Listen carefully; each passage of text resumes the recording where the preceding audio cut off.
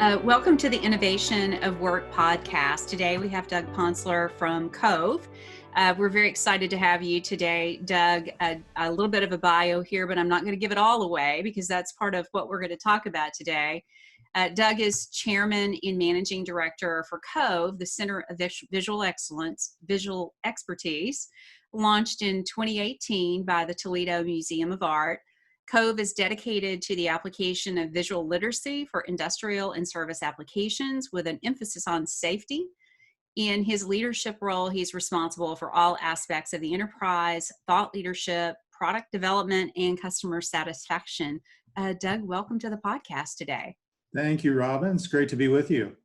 Well, thank you again for your time. We're excited to talk to you today because you have such an interesting journey to EHS, which I didn't give away in your bio.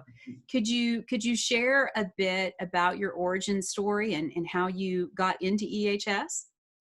Yeah, happy to do that. I guess in some respects I try to keep that a secret, but I'll let the cat out of the bag. I'm actually an accountant by training. I graduated a long time ago from Miami University with a degree in accounting, and went to work for an industrial company at the time in cost accounting. But I only spent about 4.5 years in that accounting role. And from there, I went into various roles in operations. And so, the big secret is here's an accountant that eventually finds himself, running an environmental health and safety and operations sustainability organization. And, but, it was a fantastic career working for 2 Fortune 500 companies. I had the opportunity to have experience beyond the accounting function in materials management, in factory management, in purchasing, in sourcing, transition from the original company, which was Eaton Corporation, eventually Eaton Corporation, to Owens Corning. And at Owens Corning, I was in 2 primary roles: vice president of global sourcing, and also the last 9 years, vice president of environmental health and safety. So, and I would tell you, just from an editorial standpoint, the last 9 years as vice president of environmental health and safety was, some of the best career years that I had. There's no more important work, than working to keep, our people protected, ourselves protected, the environment protected, and being able to do more good than harm in terms of what you come to work to do each and every day. That's wonderful. No, I couldn't agree more. I mean, and that is, when you think about a transition, that's a pretty big career transition. Can you talk a little bit about how you navigated that?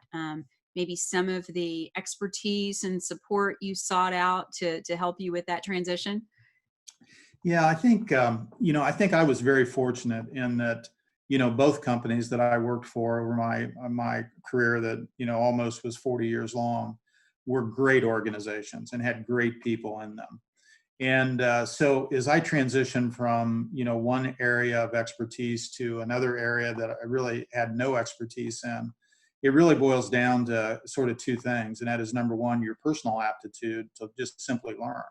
You have to invest your time and your effort into really understanding, what is this function about? How does it operate?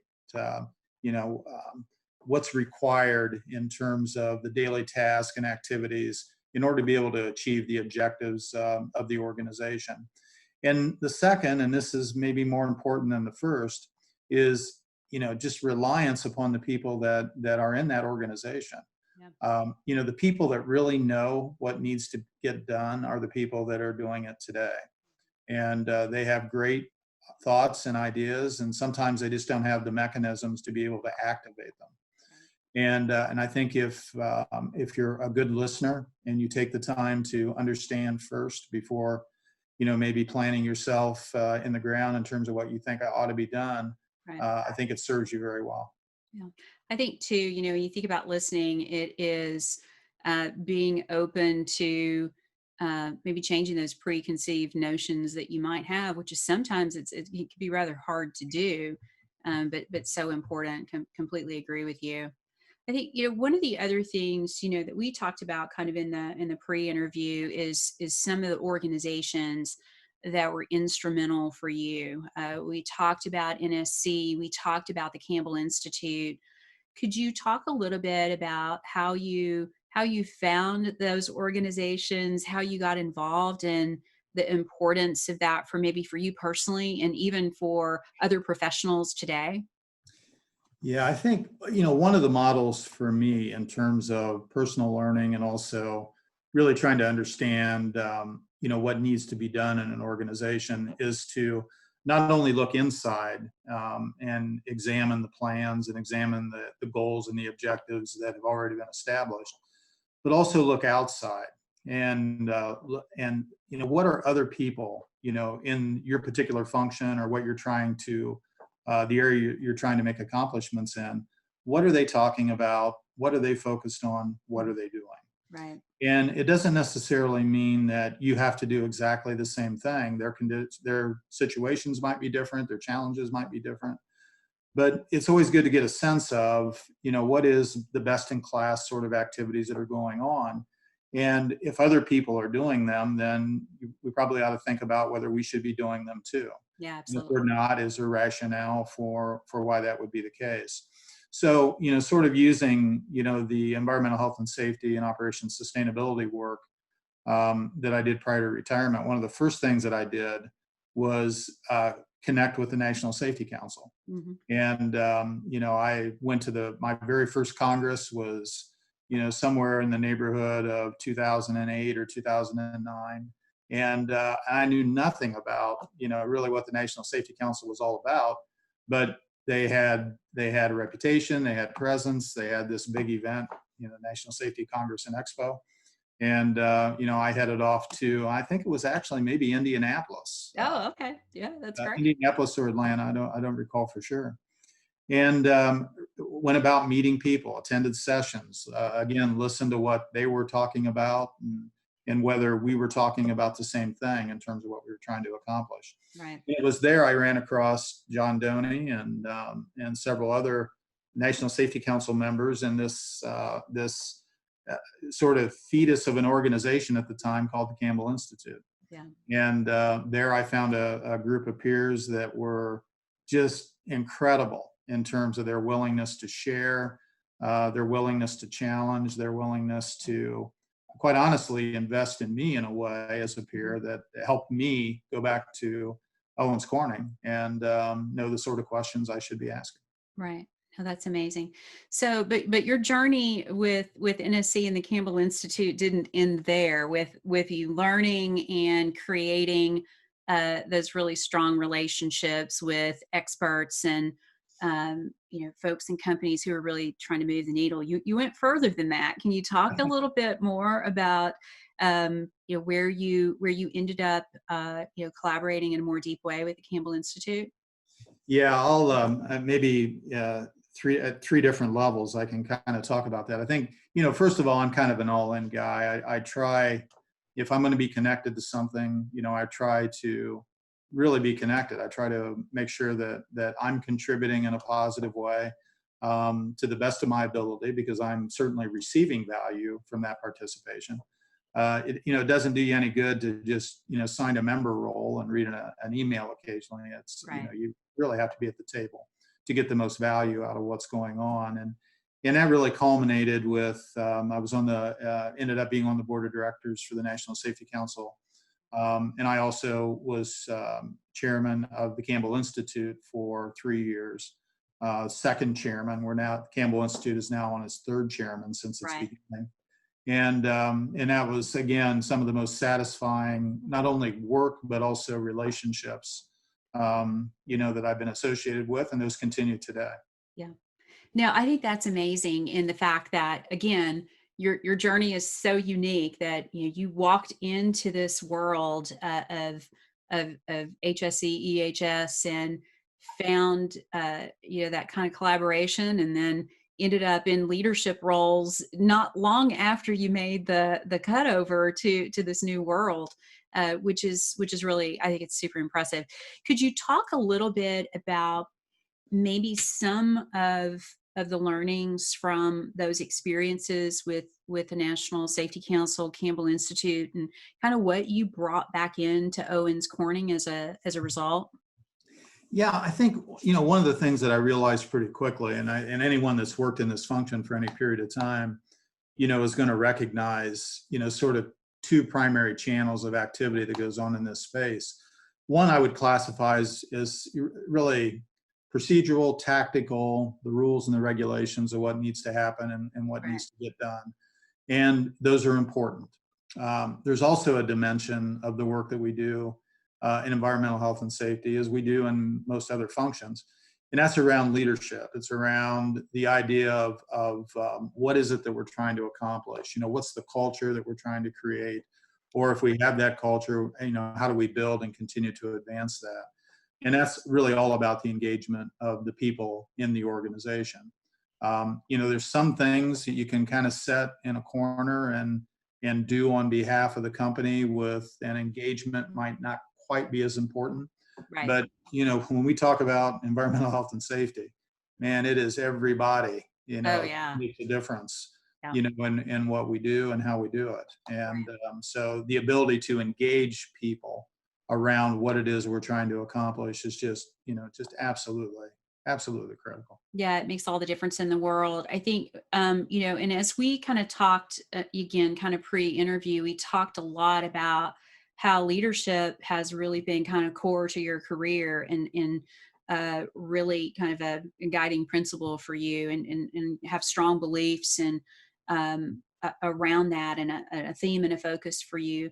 Could you describe a little bit more of your views on leadership, maybe in a little bit more detail, and how you applied those in those leadership roles as we're way beyond the transition to EHS, but actually in an acting role, trying to drive change. Yeah, I think, again, as I said in the beginning, I mean, I was fortunate to work for two companies that had great people. And as I transitioned from an area of expertise that I had by education to areas that I needed to lead that I didn't have, that expertise through education. Yeah.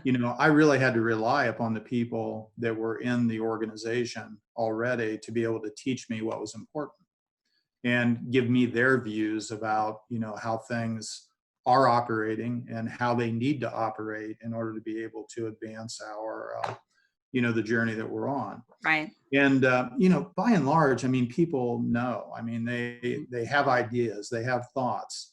Sometimes they're not fully informed by everything that they need to be informed by. So while they might have an idea, it may not be an idea that actually is executable, or Right. it's an idea that just maybe won't work in the context of what's trying to be accomplished.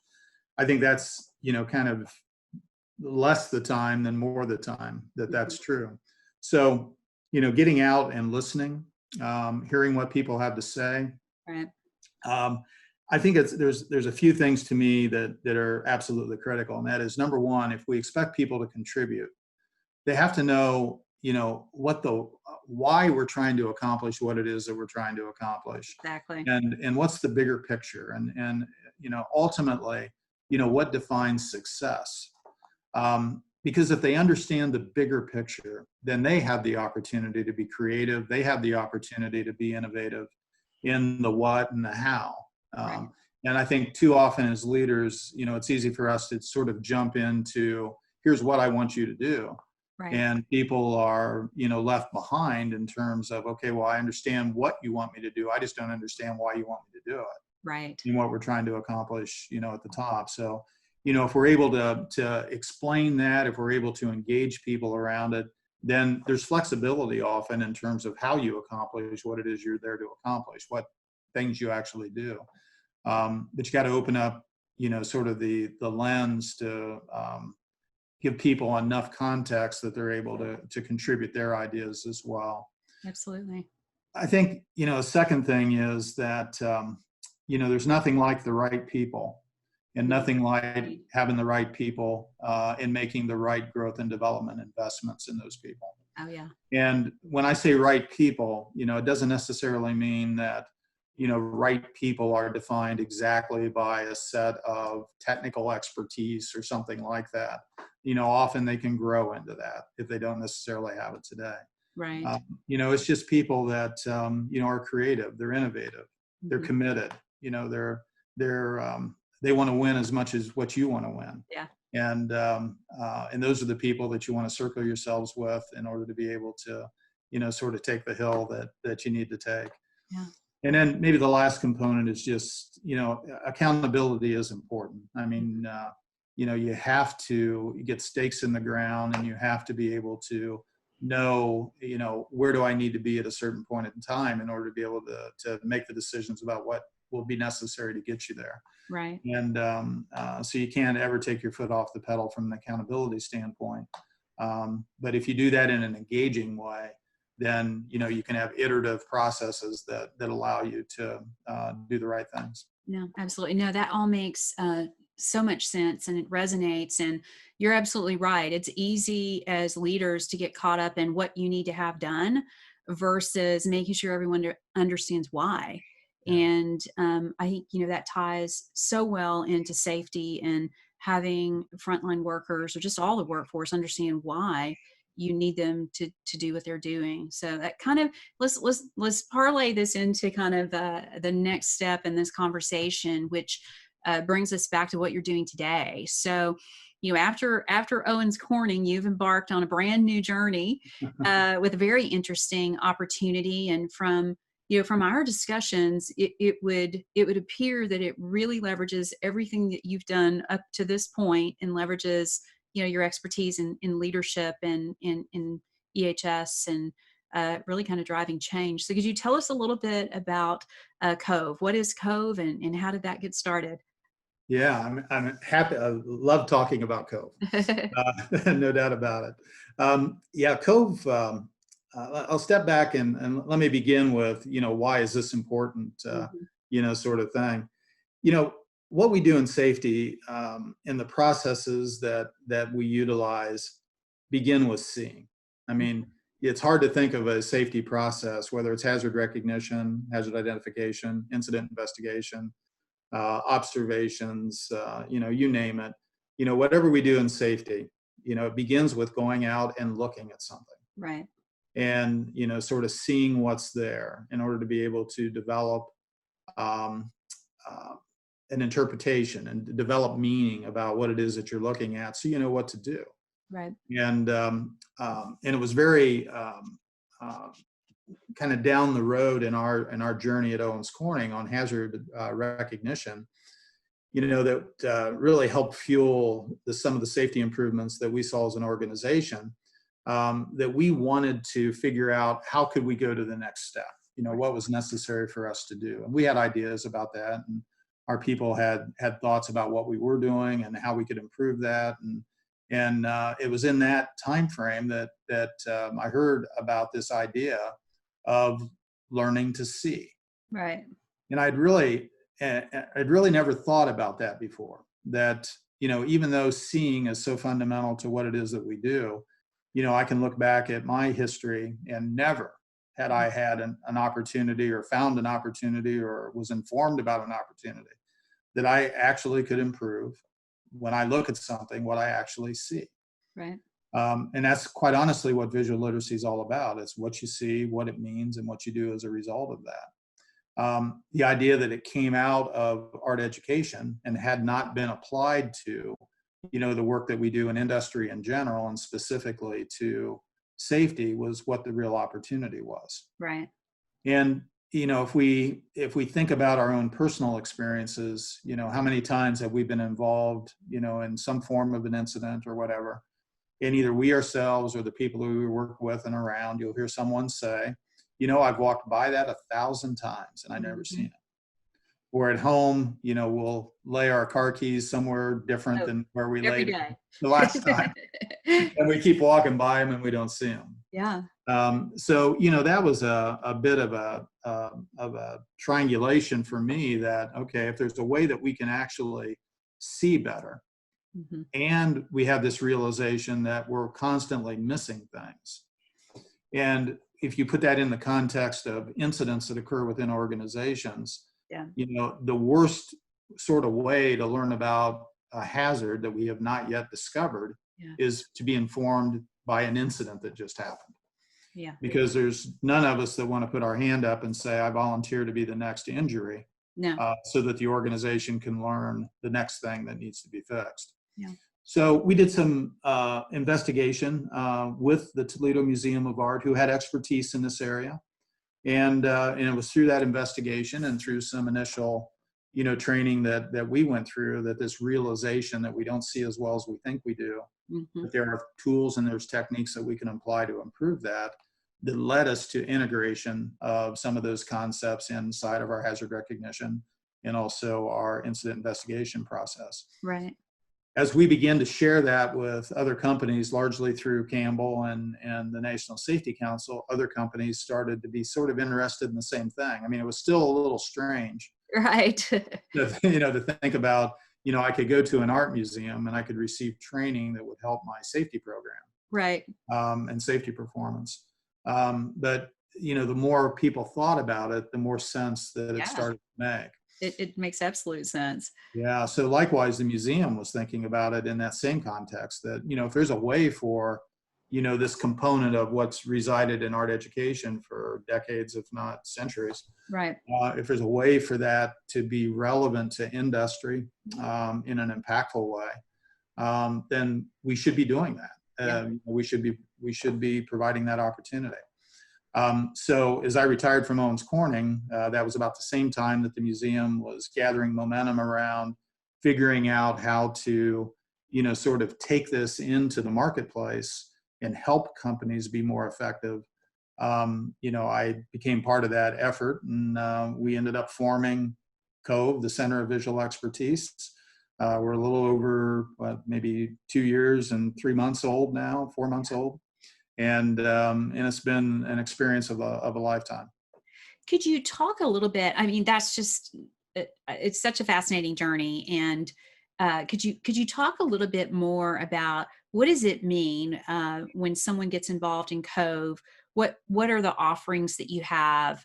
Could you talk about maybe success stories or some case studies and examples to help us understand a little bit more about kind of what does it mean to help people see, and what are some of the differences when someone partners with you? Yeah. Okay. I may go on for the next hour on that. That's okay. We can always edit. But let me begin maybe just with a little bit about how we think about people becoming involved with visual literacy and how we create this knowledge base and this transition, and then I'll kind of talk about impact as well. Okay, that sounds great. It really begins with, I think, most of us intuitively, when we hear the words visual literacy, we have an idea about what that means because we understand the word visual and we understand the word literacy. But we don't really understand what the two together really mean. So we conduct workshops, and 90% of the time we're doing those workshops in museums. And those core workshops are 2 days in length. And it's in those workshops that we first of all begin with what is visual literacy. When we talk about the words visual literacy, what do we mean? And and why does this matter to us as individuals? Because at the end of the day, this investment that we're making in visual literacy is an investment in our personal ability. Right. To be able to look at something, be able to see what's there, be able to draw interpretation, and be able to take action as a result of that. This isn't about forms and that sort of thing. It's about how we think, and it's about what we do when we enter the work environment to accomplish what we're going into the work environment to accomplish. Mm-hmm. And then sort of the third component of that is once we understand visual literacy and we understand why it matters, we could leave at that point and we'd be stronger as individuals and we'd be better at home as we would be in the workplace. We'd find our car keys. You would find our car keys. That's exactly right. But we go a step further and we make that connection between, how does visual literacy matter when we're doing hazard recognition? How does visual literacy matter when we're doing incident investigation? And we've done that through a series of modules that we have created that are largely used by companies as they go into their company deployments. Mm-hmm. And, this call is very timely because we'll be releasing our newest module in the next couple of weeks on serious injury and fatality prevention. Very good. And we're real excited about that. Yeah. And But it's all about, if we can learn to see better, how do we connect it to these processes that are important? Right. And people really, they get it. I mean, they reflect upon their own personal experiences, and we go through our lives quite a bit looking and immediately drawing interpretation. Yeah. And we used to call it jumping to conclusions, Right. and it happens to us all the time. And we're all under pressure to get a lot of things done, and the quicker we can get them done, the better. Without a doubt. So we go right from looking at something to fully understanding it, knowing it. And a Right. lot of that comes from the fact that, how we think about what it is that we're seeing, because we see with our brain. Our eyes collect the stimulus, but we actually see with our brain. Right. And a lot of that's influenced by our expectations, our experiences, and how those kind of map together into the biases that we have as Right. we think about something, and we're looking to draw interpretation from it. So once you realize that, and that's what the, sort of the workshop format is really focused on, then you have the opportunity to sort of recognize that you can fall into that trap. And then we provide tools and techniques that allow you, and they're really simple tools and techniques that allow you to break out of that and be able to slow down, first of all, Right. and really be able to see what's there, and see what's in front of you. Yeah. So that's and the fun thing about the workshops, and the thing that it makes this so different for people, is that we spend about half of our time in a typical classroom, sort of environment. But we spend the other half of our time actually in the galleries. And we use works of art and exercises around works of art to be able to teach visual literacy. But then we shift to industrial applications in order to be able to practice how we use that. And we can be looking at The Architect's Dream, a beautiful painting by Thomas Cole in about 1840 at one moment, and we can be looking at a warehouse photograph the next moment. Right. Taking what we learned in The Architect's Dream and then being able to apply it to the environments that we're used to. Right. I mean that it makes so much sense. And I think the work you're doing is just absolutely groundbreaking to make a difference. And I had an opportunity to personally experience that at one of the Campbell events where, I have a bit of that art background. And, so the quick mini training, the sample that we got, I did see a lot in the paintings because I'd looked at those paintings before. And so there was one point where I'm like, I got this. And then, when we had the photo of, this industrial environment, and we're now identifying the hazards, it was amazing until I had the rest of the training, how much I missed. So, I mean, I personally had a brief sample with it. Do you have any stories around maybe the types of employees that come through, and maybe some aha moments, from a success perspective that you're particularly proud of, or that are particularly memorable because of the difference it made? Yeah, I sure can. And the range of people that come through our workshops, is everything from the frontline worker, Mm-hmm. to we've had CEOs, that have come through our 2-day workshop, or modification of that workshop for an executive level team or something like that. So, it kind of goes top to bottom, Right. and the content is all the same. It doesn't matter if you're the CEO or you're, the maintenance worker on third shift. I mean, the content that you're going to receive is going to be the same, and our focus is going to be the same. I think, as you might imagine, there's some people that, they show up at a workshop at a museum. They've been asked to attend. They're in a museum, first of all, which is like really bizarre to them. No doubt. They may not be like most of us. I mean, I didn't go to museums, unless there was a reason to be there. Right. I never spent any of my time in museums until I started to get involved with visual literacy work. So we get a lot of people that are like that, and they're a little nervous about it. I mean, this is a totally, foreign environment to them. Right. But it's amazing because, this is a connection that we can make to our personal lives. Yes. And it's amazing how quickly people tell their own stories about things that have happened in their lives where they missed, something, they missed the obvious because, Right. that they're just too used to it. It just becomes the norm. And once they realize that that's normal, that that's not, their sort of failure. It's just the way our brain works and the way that we think and the Right. typical actions we take that, they start to nod their heads and their And they start arms, getting it. uncross, Yeah. and all of a sudden we start the exercises and they're headlong into it. That's So it's rare that anybody, doesn't enjoy it and also doesn't gain a tremendous amount out of it. right. And I know, I don't know if you have any details to share, but I know you've got a number of customers who are seeing a difference. Yeah. Could you talk briefly about, once that training is complete and it's now, being used in practice on the job every day, what happens then? Yeah, I think this is so new that, and one of the things that we're working with the Campbell Institute on is really a quantification Sure. of what impact does visual literacy, have in the workplace. Hmm. But we do have examples, and we have pilot studies that have been done, et cetera. And let me give you two data points to kind Okay. of have a point of reference to. Often someone will ask, well, what role does seeing or the lack of seeing, play in incidents that occur within organizations?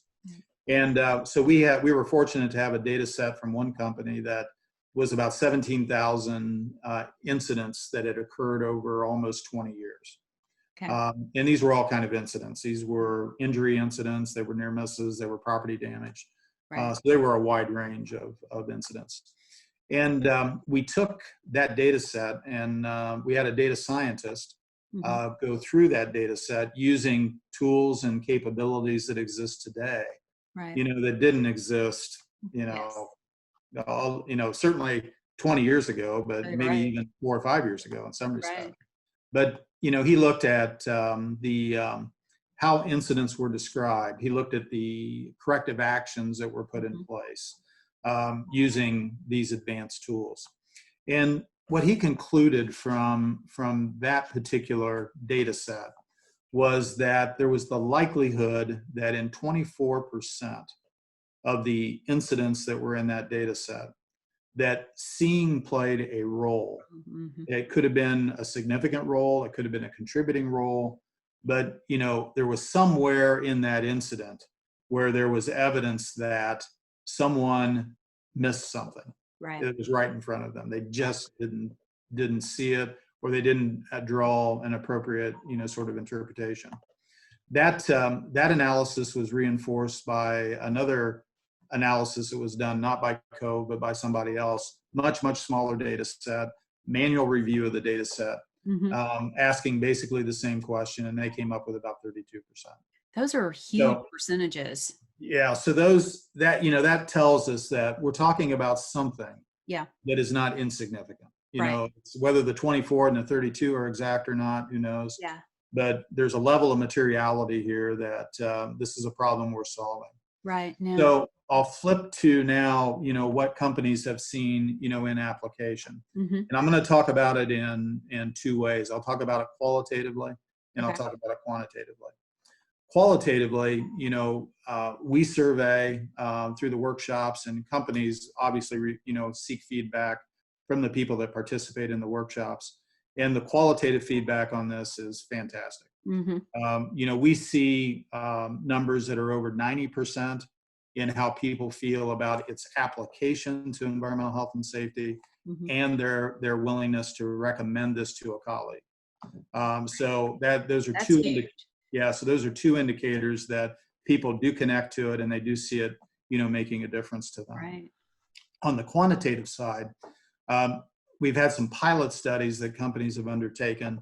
The one that I think is the most complete was one of our very early adopters, and that's Cummins. Hmm. And they did a pilot study in their Jamestown, New York engine assembly plant, where they took workers from a work cell. They took them through the visual literacy training.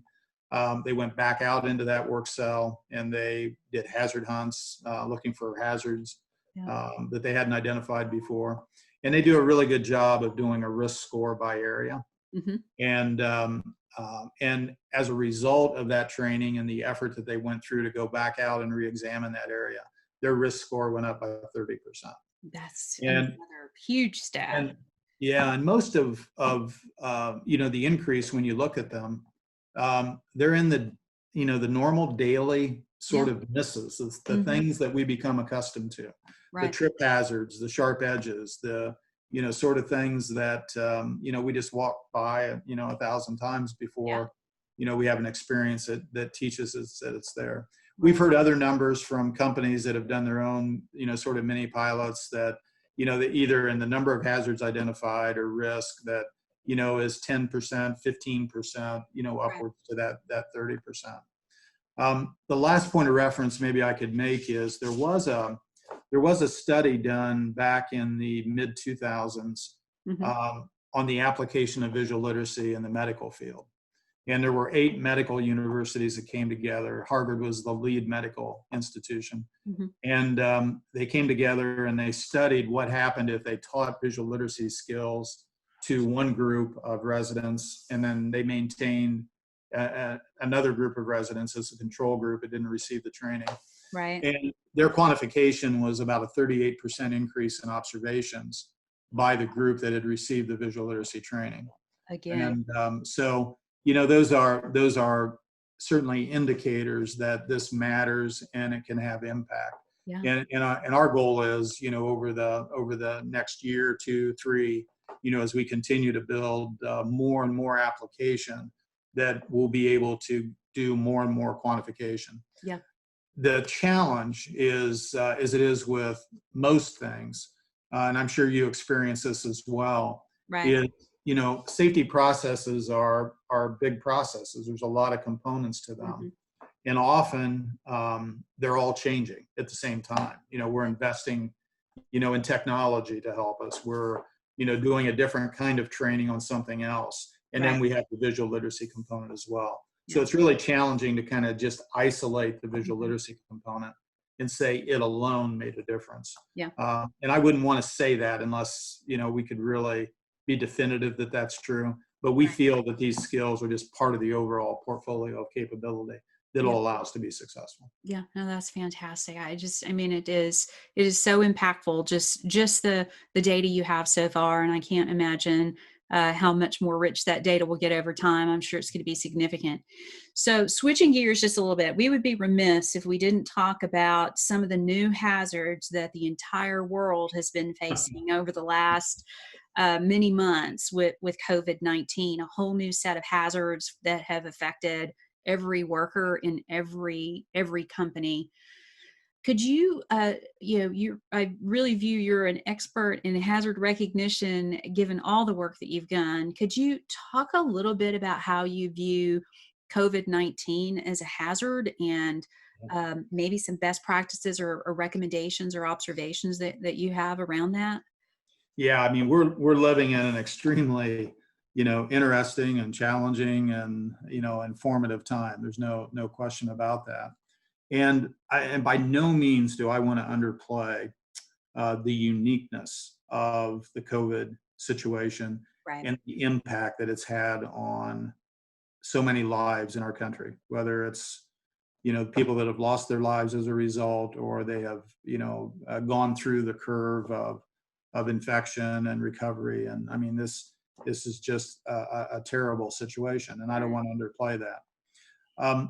I also think that we can think of the COVID virus as a hazard. I mean, we can think of it as something that we need to provide protections Hmm. around and against.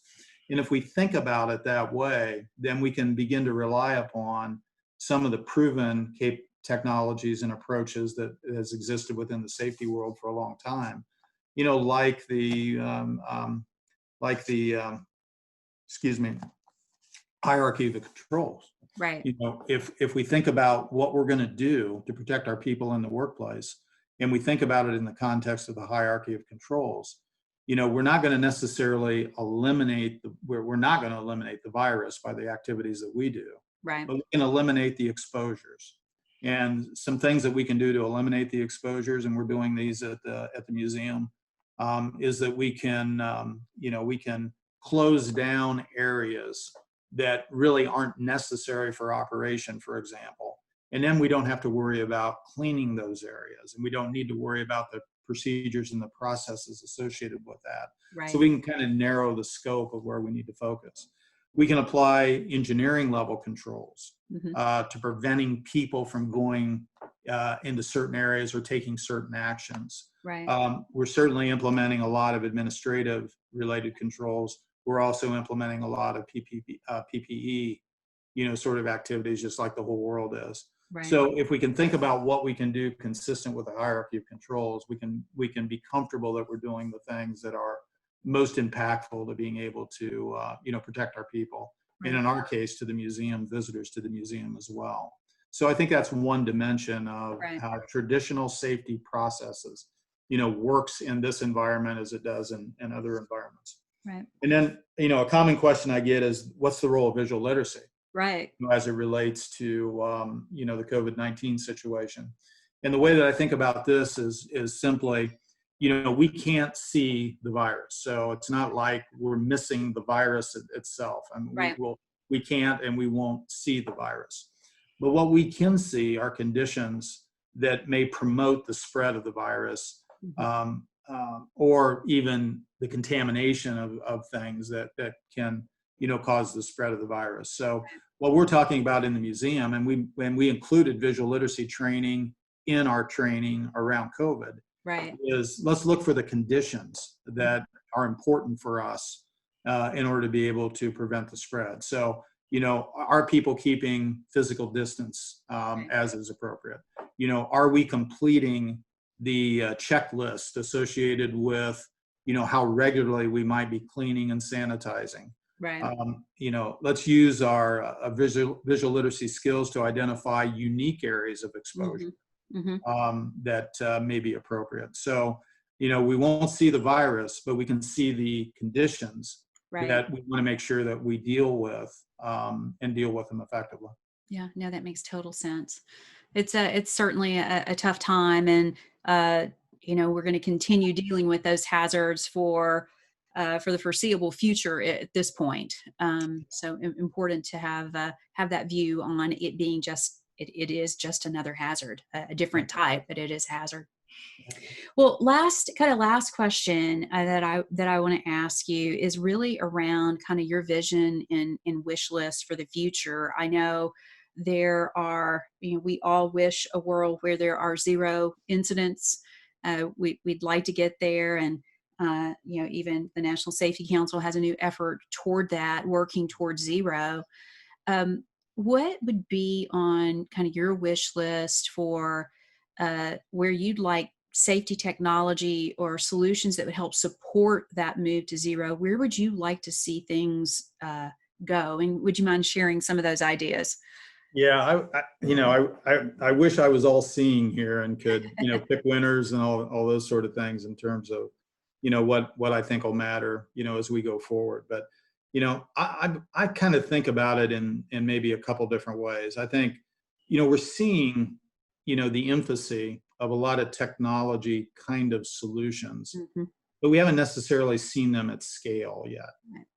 So, if I was to wave a magic wand, I think, some of the things that we're seeing, if we could find ways to do two things. Number one, make them cost effective that allows them to scale. And I know that's a little chicken and egg, the more things scale, the cheaper they get. Yeah. But, if we can find a way to um, cause that to happen, I think the more scale that develops, then the more opportunity there is to have positive impact, but also the opportunity to get feedback Right. and to get continuous improvement going in what those applications are. And you see that, I think, in some of the training Hmm. spaces as well. Virtual reality, putting the goggles on and being able Yeah. to see the environment and everything else. Yeah. That's a fantastic tool. Yeah. But it just has to get to scale, to be able to have impact. I'm really interested in sensor technology, Hmm. and as a means to be able to not only collect data, but also to be able to inform people that individuals that they may be working under a situation where the risk profile has changed, and Right. they need to be able to recognize that. Right. A very simple example of, it's a, sort of a low-end form of sensor technology in one way. But there's a museum that reopened in Italy, and there's probably many more than that. This is just the one that I read about. And everyone going through the museum receives a pendant, and that pendant basically alarms if they get get closer than 6 feet Right. from someone. So, it's a way to use technology to be able to help, remind people, what it is that we're wanting them to do. Right. The third thing that I would throw out there is that we all know the most effective controls we can have in place are engineering level controls. Mm-hmm. So how we can leverage technology in order to be able to advance engineering level controls that protects our people from the hazard that's, in multiple layers all the time, 24/7. Yeah. Will matter so much, and especially in the serious injury and fatality, area. Right. And then the last thing is just data analytics in general. Mm-hmm. I mean, the ability to collect data Mm-hmm. and the ability to draw insight from that to lead to action, has never been stronger. Right. Can be stronger yet. Yeah. So, the analytics component of collecting information, collecting data, and being able to understand what it means, and then quickly turn it back into action, is where it's at. So. No, that's great. Thank you so much for the comprehensive answer. I think, we've got a long way to go, lots to do, I think, to really advance, to get to zero, and so much opportunity from our vision at Anvil. I mean, that's what we're about. It's about, one small slice of that on how we could help that frontline worker, but couldn't be more passionate about, how do we get there, and how can we advance that, and how can we innovate better, faster, more, and agree with you 1,000% on the data. Being able to do something insightful with that data, all the different types of data, and we're sitting on wonderful information that if we can turn it quickly, we can make a difference. So. Yeah, and Rob and I really compliment, through the experiences that we've had together, I really compliment the thought leadership that your organization is bringing to this space, and how you're thinking about, being that connecting point between, the realities of what's happening in the working world, and being able to bring that together in a way that we can understand that and take action as a result, whether it's, simply compliance, or it's something much, much bigger than that. Right. Keep up the great work there. Thank you. Thank you so much. I really appreciate it. Well, I can't thank you enough for the time today. Have immensely enjoyed our talk today. I always enjoy talking to you. I always learn something new and take something away. So thank you so much again for joining us today. Appreciate it, and look forward to talking to you in the future. Sounds good, Robin. Stay safe and healthy.